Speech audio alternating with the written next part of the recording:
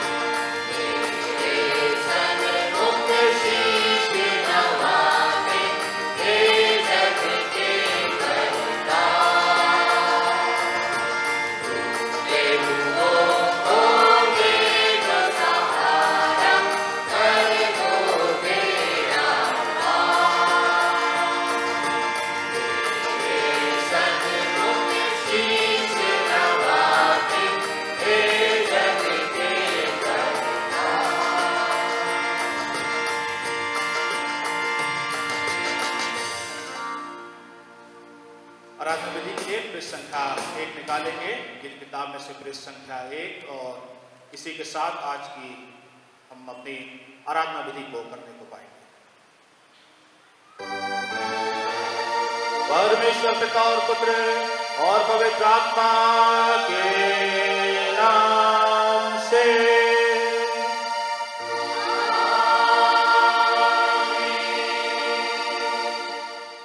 प्रभु में प्रियो, आओ हम सच्चे मन से अपने पिता परमेश्वर के निकट आकर अपने पाप स्वीकार करें और ये प्रार्थना करें कि वे प्रभु यीशु के नाम से हमारे पापों को क्षमा करें। हमारी सहायता प्रभु के नाम में है।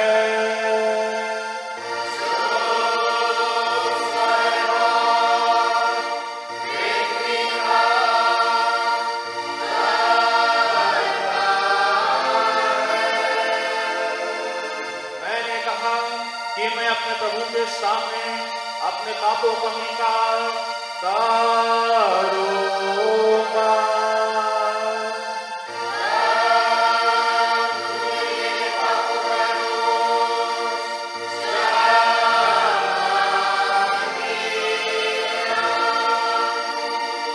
हम सब मिलकर के एक साथ पाप अंगीकार करेंगे।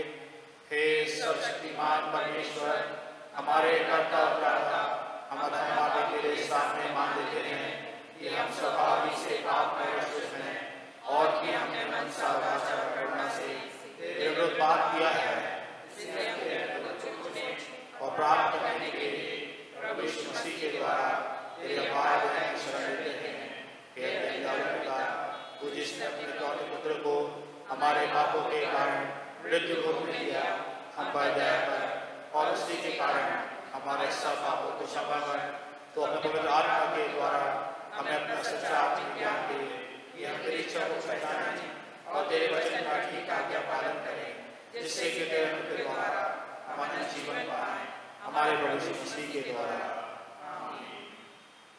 तुम्हारे स्वीकृति पर मैं प्रभु की आज्ञा के अनुसार तुमको जो सच्चे मन से पश्चाताप करते और उस पर विश्वास करते हो, तुम्हारे सब पापों की संपूर्ण क्षमा तुम्हें परमेश्वर पिता और पुत्र और पवित्र आत्मा के नाम से सुनाता हूँ। आमीन। त्रय के बाद 5वें रविवार के लिए ठहराए गए त्रय का पाठ जो गीत किताब में से पृष्ठ संख्या 80 पर हमें मिलता है। त्रय के बाद का 5वां रविवार। हे यहोवा, जब मैं ऊंचे शब्द से पुकारूं तब मेरी सुन, तू मेरा सहायक बना है। हे मेरे उद्धारक परमेश्वर, मेरे परित्याग ना कर और मुझे छोड़ ना दे। यहोवा मेरी ज्योति और उद्धार है, फिर मैं किससे डरूं। परमेश्वर पिता और पुत्र और पवित्र आत्मा की महिमा हो।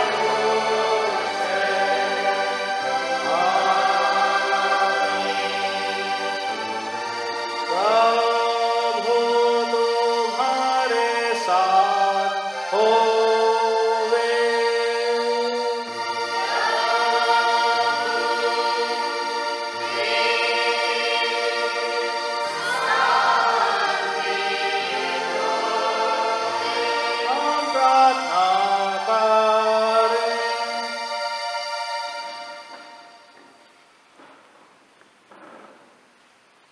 हे परमेश्वर, उनके लिए जो तुझसे प्रेम रखते हैं ऐसी अच्छी वस्तुएं जो मनुष्य की समझ से परे हैं तैयार की है।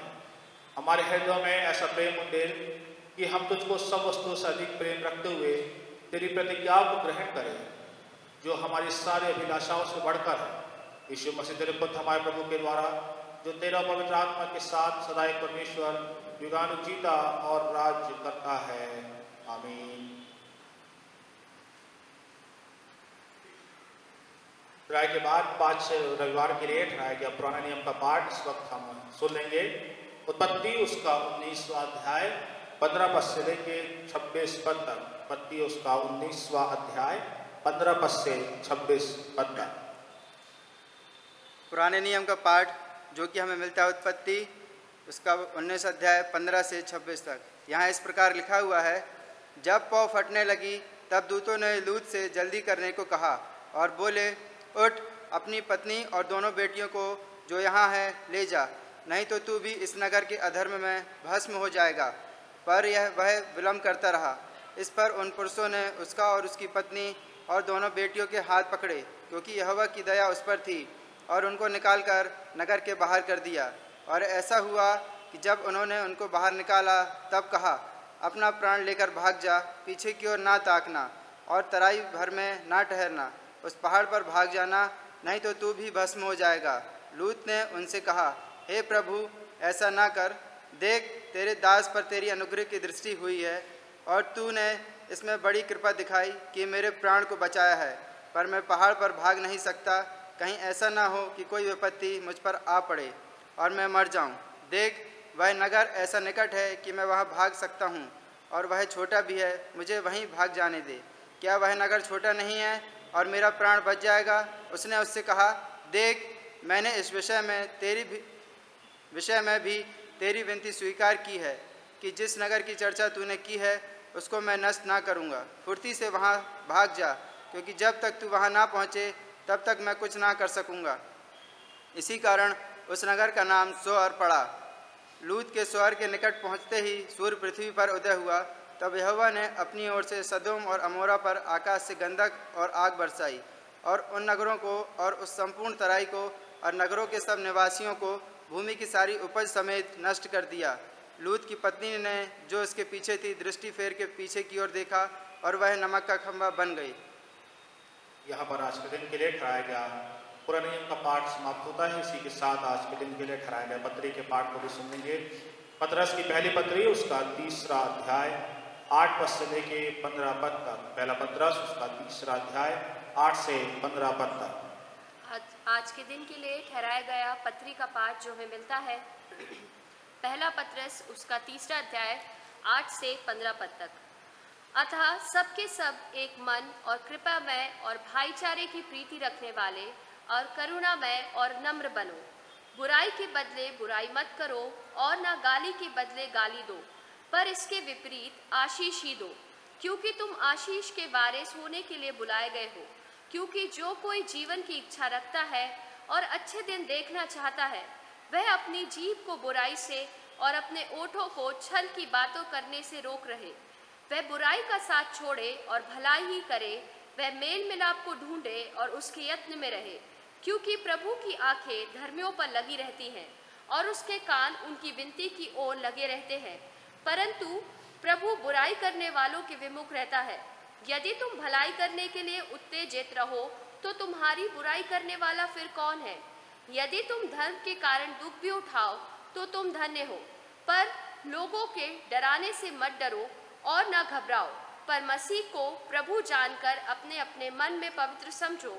जो कोई तुमसे तुम्हारी आशा के विषय में कुछ पूछे, उसे उत्तर देने के लिए सर्वदा तैयार रहो, पर नम्रता और भय के साथ। यहाँ आज के दिन के ठहराया हुआ पत्री का पाठ समाप्त होता है।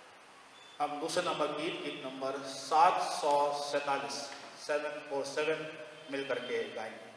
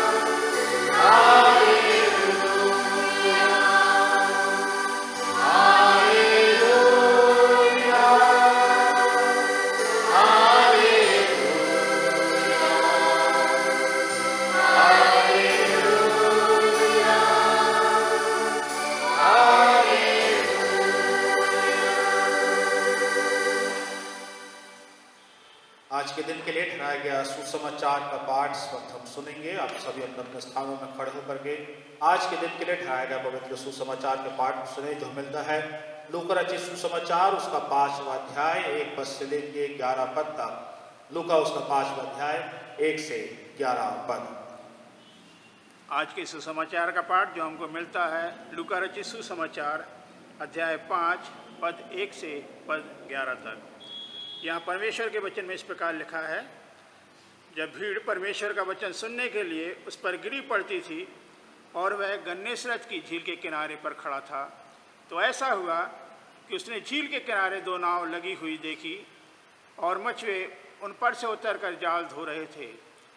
उन नावों में से एक पर जो शिमोन की थी चढ़कर उसने उससे विनती की कि किनारे से थोड़ा हटा ले चले।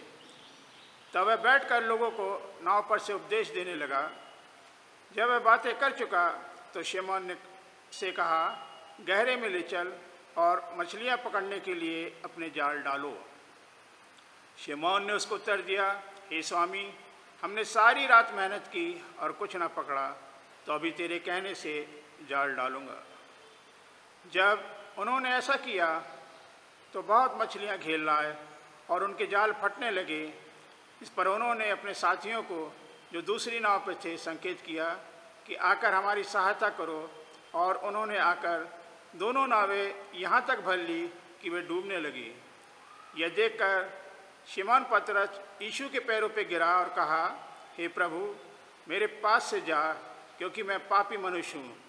क्योंकि इतनी मछलियों के पकड़ने जाने से उसे और उसके साथियों को बहुत अचंभा हुआ। और वैसे ही जब्दी के पुत्र याकूब और यूहन्ना को भी, जो शमौन के सहभागी थे, अचंभा हुआ। तब यीशु ने शमौन से कहा, मत डर, अब से तू मनुष्यों को जीवता पकड़ा करेगा। और वे नाव को किनारे ले आए और सब कुछ छोड़कर उसके पीछे हो लिए। यहाँ आज के सुसमाचार का पाठ समाप्त होता है। परमेश्वर इस वचन के पढ़े और सुने जाने पर बहुतायत की आशीष दे। आइए हम विश्वास वचन अपने विश्वास को पार करते हुए मिलकर के एक साथ प्रेरितों का विश्वास वचन कहेंगे।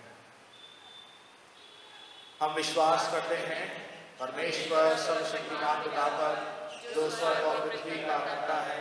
हम विश्वास करते हैं यीशु मसीह पर जिसका चौथा पुत्र हमारा प्रभु है, वह पवित्र आत्मा की शक्ति से जन्म में आया, हमारे मरियम से जन्मा, मौत का अधिकार में दुख हुआ, क्रूस पर चढ़ाया गया, मर गया, मारा गया, आत्मा के लोक में उतर गया, तीसरे दिन से जी उठा, स्वर्ग पर चढ़ गया और सर्वशक्तिमान परमेश्वर पिता की दाहिनी ओर बैठा है।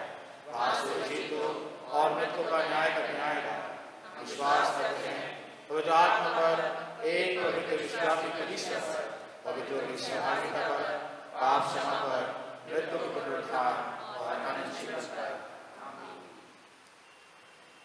वचन की तैयारी के लिए हम गीत संख्या 482 गाएंगे। 442।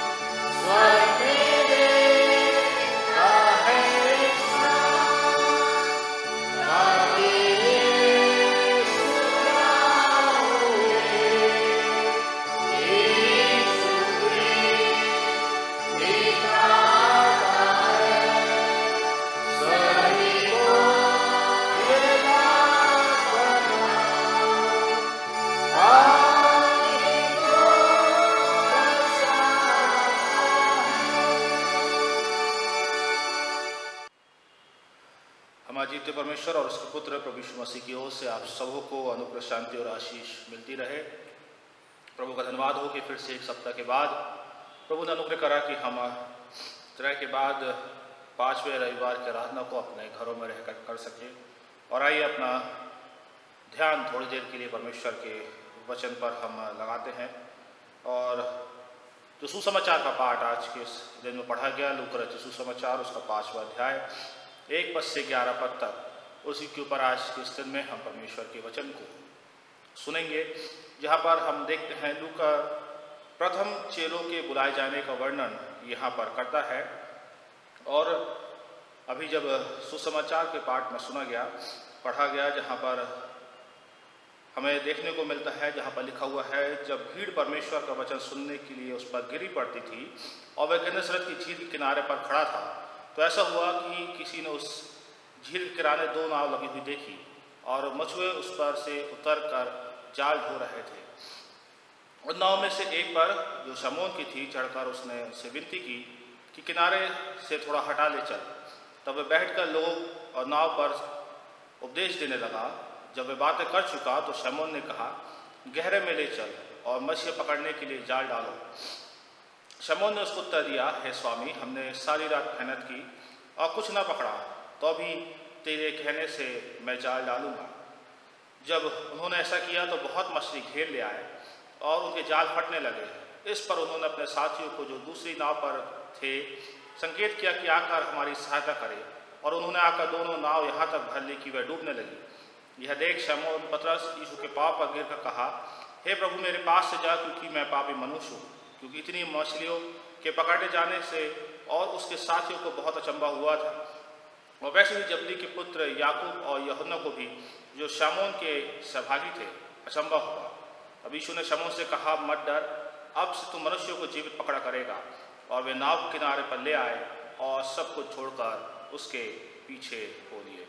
सो ये घटना है जो हम सबों को पता है कि यहाँ पर प्रभु यीशु मसीह है, प्रभु यीशु मसीह के साथ उसके चेले हैं।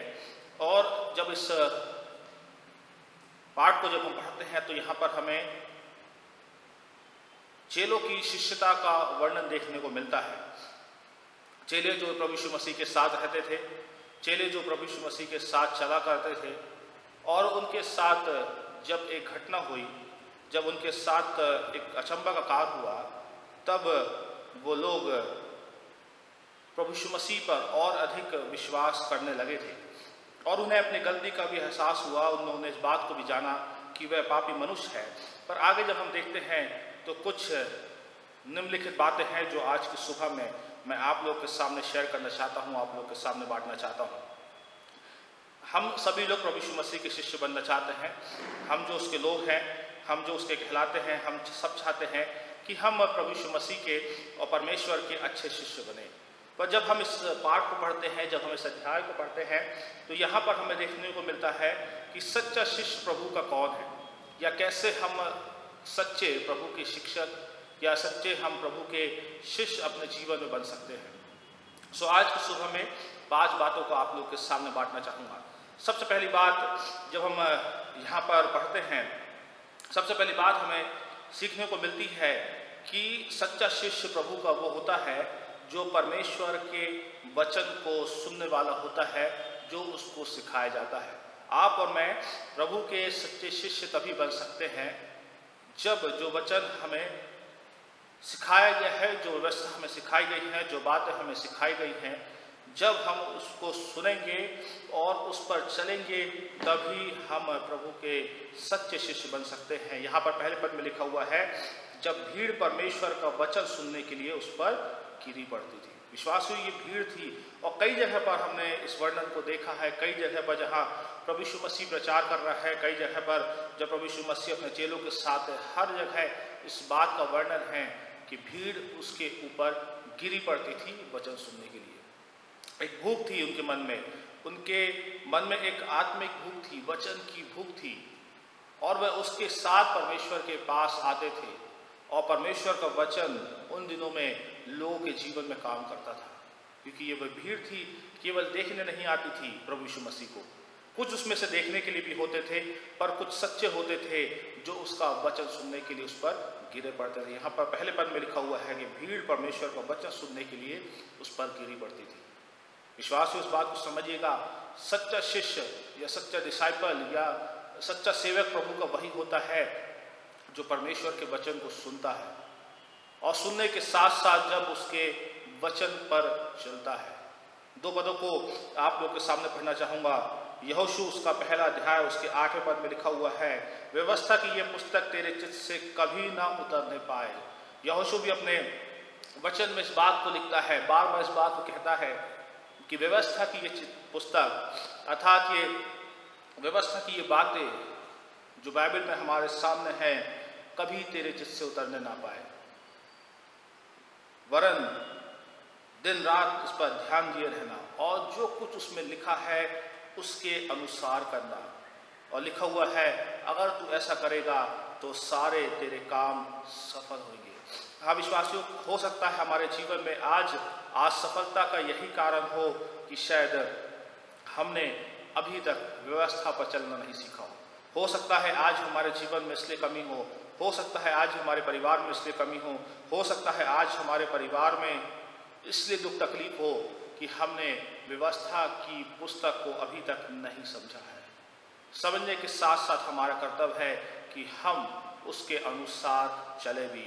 व्यवस्था विवरण उसका 28वां अध्याय उसके पहले पद में लिखा हुआ है, यदि तू अपने परमेश्वर की सब आज्ञा माने जो मैं आज तुझे सुनाता हूँ और उसे चौकसी से पूरे करने का चित्त लगाए, उसकी सुने, तो वह तुझे पृथ्वी की सब जातियों में श्रेष्ठ करेगा। साफ लिखा हुआ है, व्यवस्था में भी लिखा हुआ है कि जब हम उसकी बातों को मानेंगे, जब हम व्यवस्था की बातों को मानेंगे तो एक बड़ी आशीष परमेश्वर ने दिया है। लिखा हुआ है कि तू पृथ्वी की सब जातियों में श्रेष्ठ होगा। यदि आप पृथ्वी की सब जातियों में श्रेष्ठ होना चाहते हैं, यदि आप परमेश्वर की आशीष को अपने जीवन में पाना चाहते हैं, तो विश्वासियों सबसे पहला काम आपको जो करना है, जो चेलों ने करा था और इस दृष्टांत के माध्यम से हमें सीखने को मिलता है कि आपके परमेश्वर के वचन को सुनने वाला होना है और सुनने वाले के साथ साथ उस पर चलने वाला होना है। हम जानते हैं परमेश्वर का वचन ही है जो हमें हर बात सिखाता है, कैसे अपने जीवन को चलाना है, कहाँ पर हमें होना है, किस मार्ग से हमें होकर के जाना है। ये परमेश्वर का वचन ही है जो हमें निर्धारित करता है। पर आज होता यह है कि हम कई सालों से परमेश्वर के वचन को सुनते आ रहे हैं, कई सालों से परमेश्वर के वचन को सुन रहे हैं, पर उस पर चल नहीं रहे। व्यवस्था को हमें केवल सुनना नहीं है पर उस पर चलना है। और जब आप उस पर चलेंगे, परमेश्वर की आशीष आपके जीवन में आएगी और आप अपने जीवन में श्रेष्ठता को पाएंगे। दूसरी बात जो हमें इसमें सीखने को मिलती है, सच्चा शिष्य वो होता है जब परमेश्वर की बात पर, प्रभु यीशु मसीह की बात पर हम तब भी विश्वास करते हैं जब कई बार बातें हमें असमान न लगी। कई बार ऐसा होता है कि कुछ बातें हमारे लिए कोई मतलब का कारण नहीं होती है।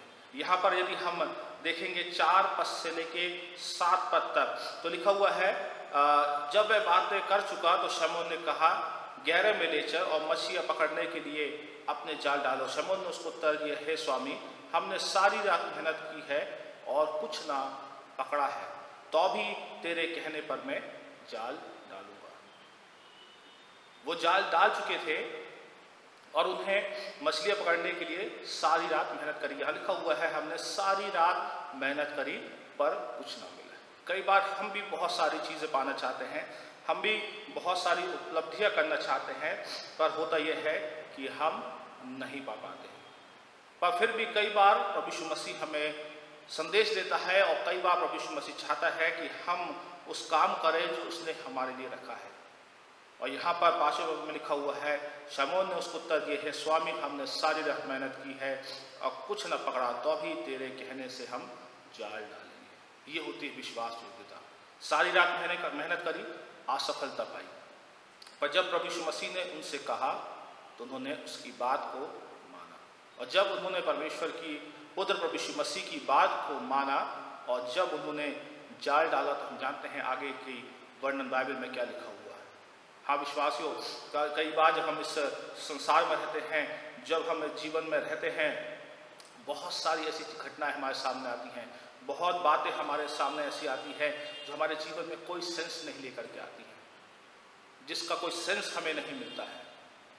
बहुत सारी घटनाएं हमारे सामने होती हैं जिस कारण से हम दुखित हो जाते हैं। बहुत सारी बातें हमारे जीवन में ऐसी हो जाती हैं जिस कारण से हम परेशान हो जाते हैं।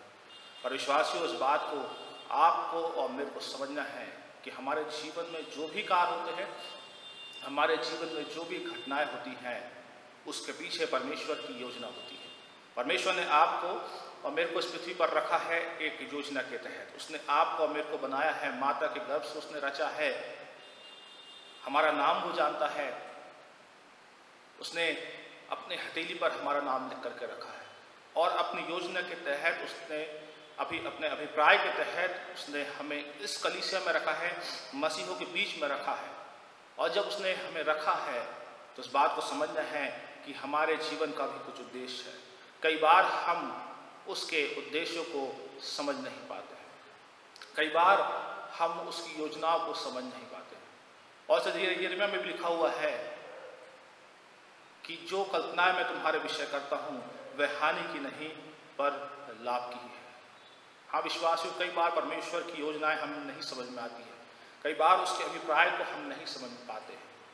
ये जो महामारी का समय है, ये टिड्डियों का आने का जो समय है, ये जो त्रासदी हो रही है, ये दुख तकलीफ संसार में जो आ रहे हैं, लोगों में हो रहे हैं, लोग जो मर रहे हैं भूख के कारण, दुर्घटनाओं के कारण इन दिनों में, इसके पीछे परमेश्वर की योजना क्या है हम नहीं जानते, वो परमेश्वर ही जानता है। पर जब उसने हमें रखा है, जब उसने हमें चुना है, तो वो चाहता है कि हम अपने जीवनों में रह करके उसकी आराधना करें। जब तक उसने हमें सेवा का अवसर दिया है, जब तक उसने हमें मौका दिया है, वो चाहता है कि हम अपने जीवन से उसकी सेवा करें।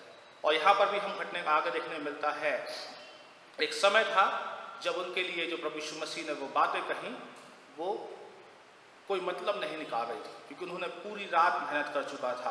पर जब हम आगे देखने को मिलते हैं तो तब आगे लिखा हुआ है, जब उन्होंने जाल डाला तो बाइबल बताती है उनके पास इतनी मछलियाँ निकली कि जाल फटने लगे। और उन्होंने दूसरे नाव को बुलाया और लिखा हुआ है कि दोनों नाव यहाँ तक भर गई कि वह डूबने लगी। जब परमेश्वर की बातों को हम सुनते हैं, जब प्रभु यीशु मसीह की बातों को हम सुनते हैं और सुनने के साथ साथ जब हम परमेश्वर की बातों पर चलते हैं, परमेश्वर इतनी ही आशीष आपके जीवन में और मेरे जीवन में देना चाहता है। वो चाहता है कि हम उसकी सर्वोच्च आशीष को पाएं, वो चाहता है कि हम श्रेष्ठ बने, वो चाहता है कि हम परमेश्वर की सारी उपलब्धियों को अपने जीवन में प्राप्त करें।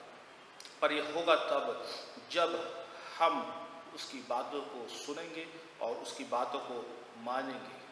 जब कोई सेंस भी ना निकले, जब कोई मतलब भी ना निकले, तब भी आपको परमेश्वर के वचन की बातों को, प्रभु यीशु मसीह की बातों को मानना है।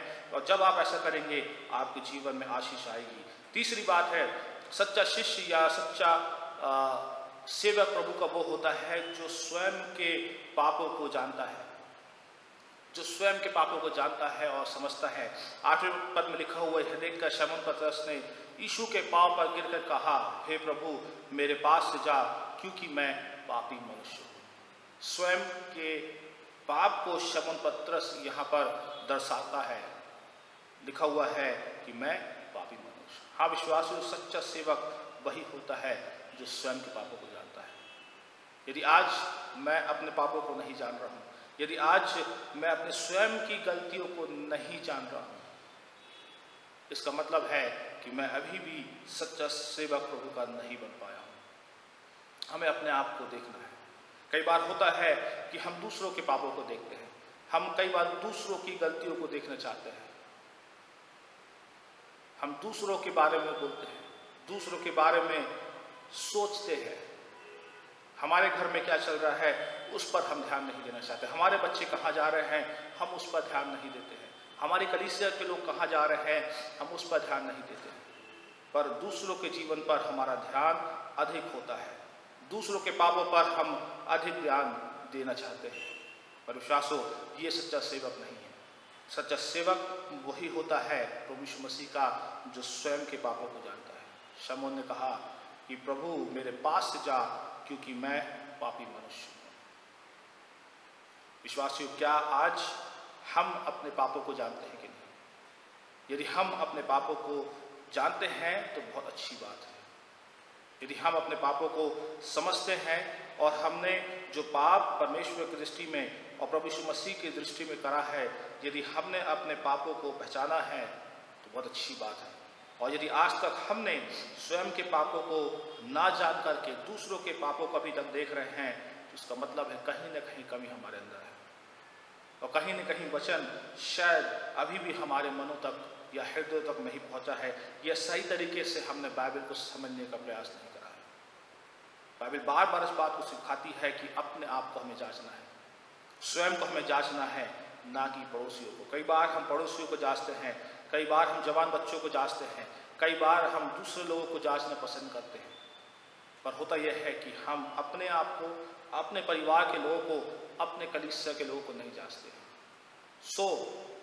हमें अपने आप को पहले जांचना है, अपने पापों को जांचना है, अपने पापों को जानना है कि हमने क्या गलतियां प्रभु यीशु मसीह के विरोध में, परमेश्वर के विरोध में करी है, और हमें उसकी क्षमा परमेश्वर से और उसके पुत्र प्रभु यीशु मसीह से मांगना है। और जिस दिन आप अपने पापों की क्षमा प्रभु यीशु मसीह से मांगेंगे, वो क्षमा करेगा और आपके जीवन को आशीष करेगा। चौथी बात, जो सच्चा शिष्य और सच्चा सेवक प्रभु का है, उसकी खासियत है कि वह मनुष्य को पकड़ने वाला होता है। वह मनुष्य को पकड़ने वाला होता है। 10वें पद में लिखा हुआ है, और वैसे ही जब्दी के पुत्र याकूब और यूहन्ना को भी, जो शमौन के स्वाभाविक थे, अचंभा हुआ। तब यीशु ने शमौन से कहा, मत डर, अब तू मनुष्य को जीवित पकड़ा करेगा। हाँ विश्वास, यहाँ लिखा हुआ है कि अब तू मनुष्य को जीवित पकड़ा करेगा। हमारा कर्तव्य यही है कि हम मनुष्य को पकड़े। पकड़ने का मतलब यह है कि हम मनुष्य को परमेश्वर के पास लाए। पकड़ने का मतलब यह है कि हम मनुष्य को प्रभु के वचन को सुनाए।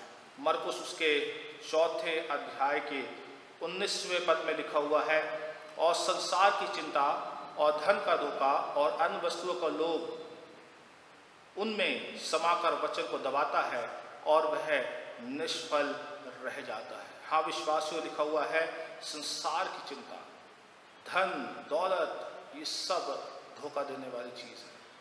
और जब हम इसके अनुसार अपने जीवन को बिताते हैं और जब ये सारी चीज़ें हमारे जीवन में आ जाती है, तो ये है वचन को दबाती। कहने का मतलब है कि वचन हमारे जीवन में जो काम करना चाहिए वो नहीं कर पाता है।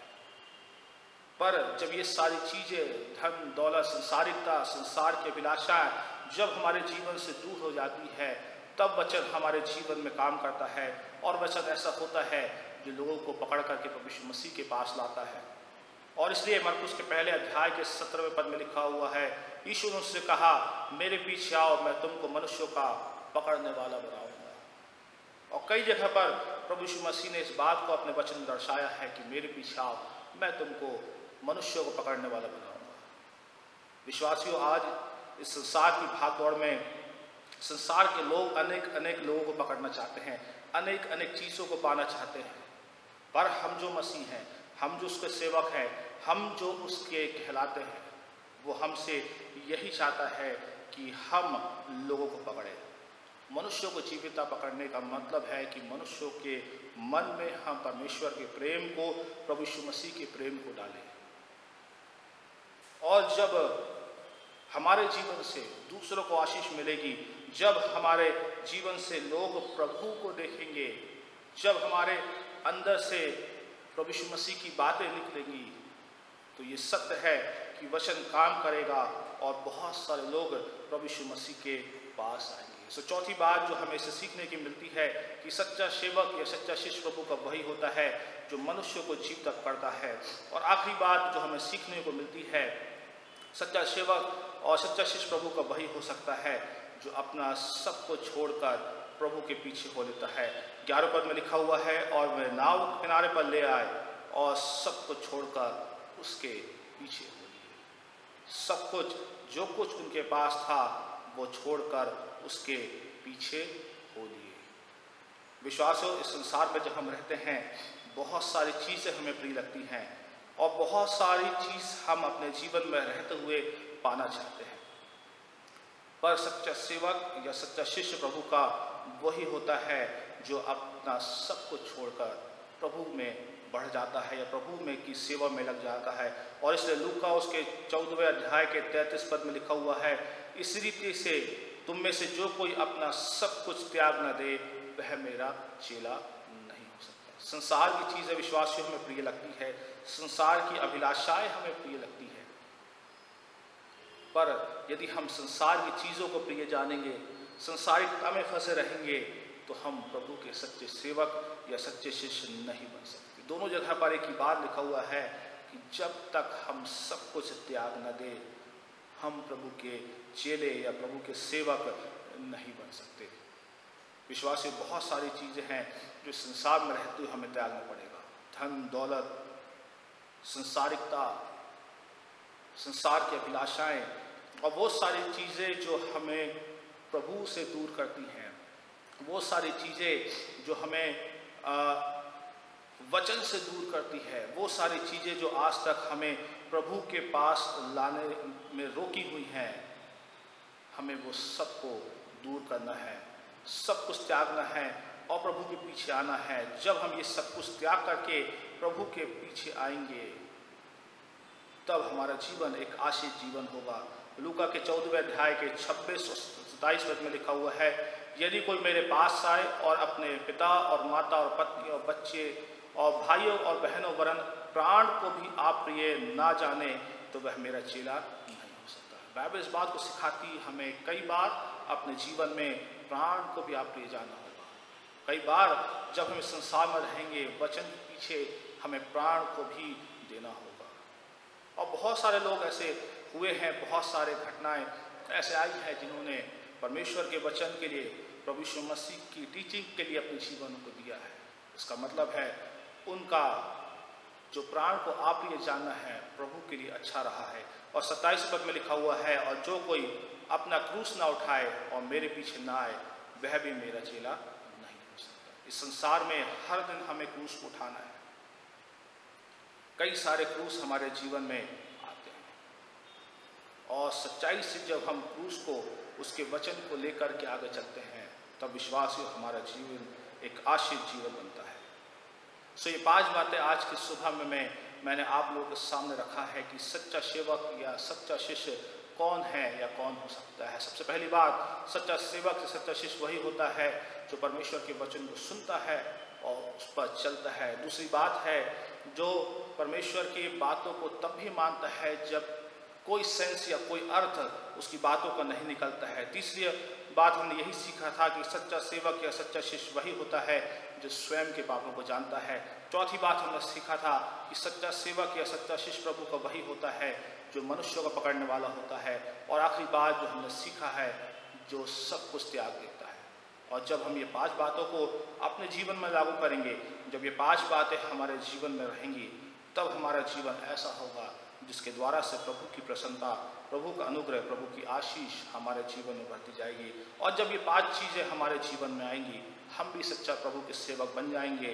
और जिस दिन वो आपको मेरे को लेने के लिए आएगा, जिस दिन वो आपको मेरे को लेने के लिए स्वर्ग पर आएगा, हम भी उस मुकुट को पाएंगे और उसके साथ स्वर्ग राज्य में जाने पाएंगे। परमेश्वर इस वचन के द्वारा से हम सबों को आशीष दे। सूचना सुन लेंगे। मृत्यु सूचना। आज हमको हमारे मरणधिंता का न्याय स्मरण किया जाता है, जबकि सुना जाता है कि ईश्वर ने अपनी इच्छा के अनुसार इस लोक से मिसेस जेसी जोसेफ को 58 वर्ष की आयु में दिनांक 13/7/2020 को अपने पास बुलाने से प्रसन्न हुआ। आइए हम इस परिवार के लिए प्रार्थना करेंगे। जीवन को देने वाले और हमारे जीवन को बनाने वाले हमारे जीवते परमेश्वर, हम आपको धन्यवाद देते हैं कि आपकी योजनाएं हमारे जीवन में प्रभु जी पूर्ण होती है। और प्रभु जी, हम जानते हैं कि जो भी आप अपने लोगों के लिए करते हैं वो आपकी इच्छा के तहत और आपकी मर्जी के तहत होता है। आप प्रभु जी अपने लोगों को इस पृथ्वी पर जीने का अधिकार देते हैं और आप हर एक के लिए दिन नियुक्त करते हैं कि प्रभु जी एक दिन मनुष्य अपने शरीर को छोड़ करके आपके पास प्रभु जी जाएगा। मृत्यु हमारे जीवन की और हर एक को जो संसार में रहता है, हर एक की एक बहुत बड़ी सच्चाई है जो किसी न किसी दिन, किसी न किसी समय सभी को प्रभु जी आना अनिवार्य है। और प्रभु जी, आज के इस दिन में हम जो सब परिवार को प्रभु जी फिर से स्मरण कर रहे हैं, जहाँ पर प्रभु जी आपने उनकी माता को, मिसेस जैसी जोसफ को प्रभु जी 13 तारीख को 58 वर्ष की आयु में अपने पास बुलाने से प्रसन्न हुए। हम जानते हैं एक लंबे समय प्रभु जी वो अस्वस्थ रही, और प्रभु जी हम जानते हैं कि आपको ये भाया कि शारीरिक दुखों से, शारीरिक तकलीफों से प्रभु जी आप उन्हें छुटकारा दे, नजात दे और अपने पास प्रभु जी बुला लें। सो प्रभु जी हम उनके जीवन के लिए आपको धन्यवाद देते हैं, जब तक प्रभु जी आपने चाहा इस पृथ्वी पर रखा और अपने नियमित समय प्रभु जी अपने पास बुला लिया। और प्रभु जी इसलिए हम इस सुखित परिवार के लिए बड़े शांति की प्रार्थना को बोलते हैं, उनके बच्चों के लिए, पूरे जोसफ परिवार के लिए, बच्चे परिवार के लिए, अल्बर्ट परिवार के लिए, और जो भी लोग प्रभु जी इनसे जुड़े हुए हैं, हर एक के मनों में प्रभु जी हम आपकी शांति को मांगते हैं। आप शांति के राजकुमार हैं और आपकी असीम शांति कोई मनुष्य नहीं दे सकता, केवल आप दे सकते हैं। सो प्रभु जी अपनी शांति इस परिवार में दीजिए। जो माता की कमी और पिता की कमी प्रभु जी इस परिवार में हुई है, हम चाहते हैं वो आपकी उपस्थिति से पूरी होने वाले हो सके, ताकि प्रभु जी अब आने वाले दिनों में ये परिवार और उनके बच्चे आप पर निर्भर रह के अपने जीवन को बिताएं और आपके सर्वोच्च आशीष को दिन प्रतिदिन प्रभु जी पाने वाले हो सके।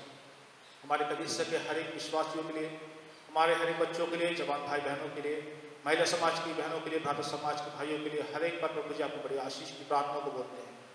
जब प्रभु जी आपने हमें इस कलीसिया में रखा है, तो प्रभु जी हम एक दूसरे के लिए प्रार्थना करते हैं और यही प्रार्थना करते हैं कि हम सबों को अपने अनुग्रह में, अपने प्रेम में और अपने वचन में प्रभु जी दिन प्रतिदिन बढ़ाते चले जाए। जो प्रभु जी आश्वस्त हैं, विशेषकर मिसेस नूतन मसीह के प्रभु जी हम प्रार्थना करना चाहते हैं, मिसेस यूडी आश्रम के प्यारे पिता, और भी जो प्रभु जी आश्वस्त है, जिन्हें हम जानते हैं नहीं जानते हैं, हर एक के लिए प्रभु यीशु मसीह हम आपकी चंगाई की प्रार्थना को और शिफा की प्रार्थना को बोलते हैं। प्रभु जी हम चाहते हैं इस महामारी से आप हम बचाए रखें, और प्रभु जी आपकी इच्छा के तहत प्रभु जी आप होने दें कि जल्द से जल्द भवन खोले जाएं, कि फिर से प्रभु जी लोग आपके भवन में आके इकट्ठे होकर आपके रात में आपकी स्तुति एक दूसरे के साथ करने वाले हो सकें। आपने हमें अनुग्रह करा है कि हम अपने घरों में रह करके आराधना करें। सो प्रभु जी हमारी आराधना की बेटे आपको ग्रहण योग्य होने वाले हो सके, यही हमारी प्रार्थना है। सारा आदम हम आपको देते हुए इस विनती को यीशु मसीह के नाम से मांग संदेश करते हैं, आमीन। सूचना है कि अगले शनिवार महिला समाज की जो मीटिंग होगी, शनिवार शाम 4 बजे ऊपर जहाता कारखाना व स्कूल कंपाउंड की मीटिंग मिसेस हेमलता राव के निवास स्थान पर होगी। ध्यान रखेंगे, महिला समाज की मीटिंग जो ऊपर हाथा स्कूल कंपाउंड और कारखाना की है, वो शनिवार शाम 4 बजे मिसेस हेमलता राव के निवास स्थान पर होगी। आज भी दान के गीत के दौरान दान दिया जाएगा। दान आप अपने घरों में रखें और जब आप भवन आते हैं तब आप अपने दान ले आए, या हम तक आप अपने दान पहुँचा सकते हैं। प्रभु आप सब आशीष दें। हम मिलकर के एक साथ और फिर गाएंगे।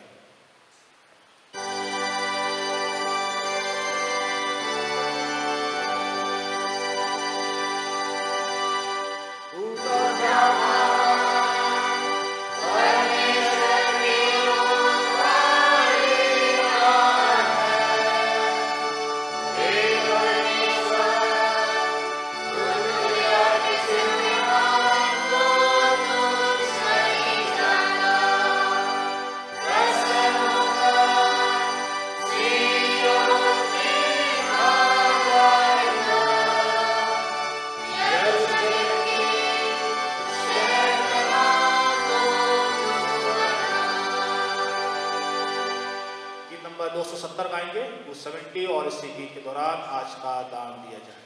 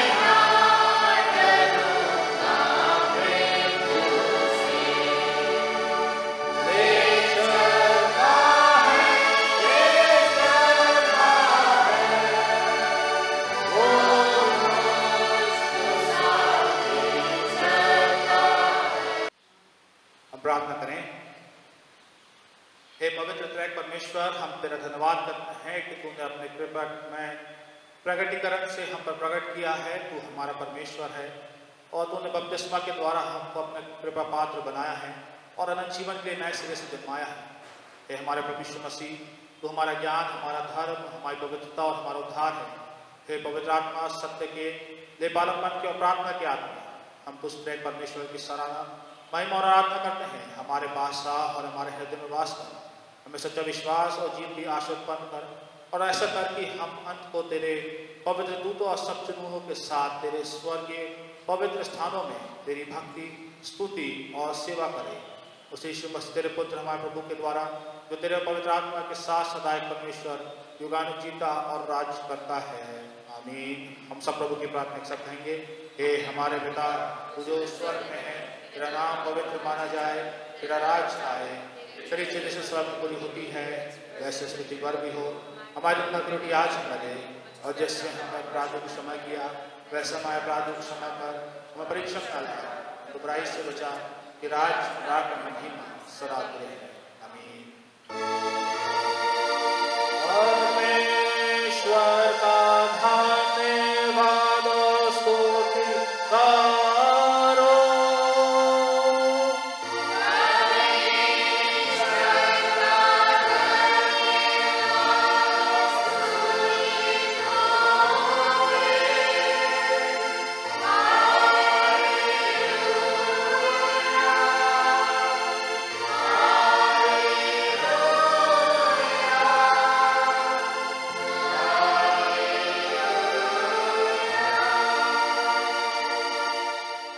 अपने अपने हृदय परमेश्वर के सामने झुकाकर उसी से आशीष ग्रहण करो।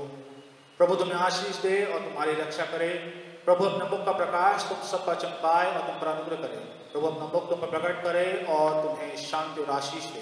परमेश्वर पिता और पुत्र और पवित्र आत्मा के नाम से।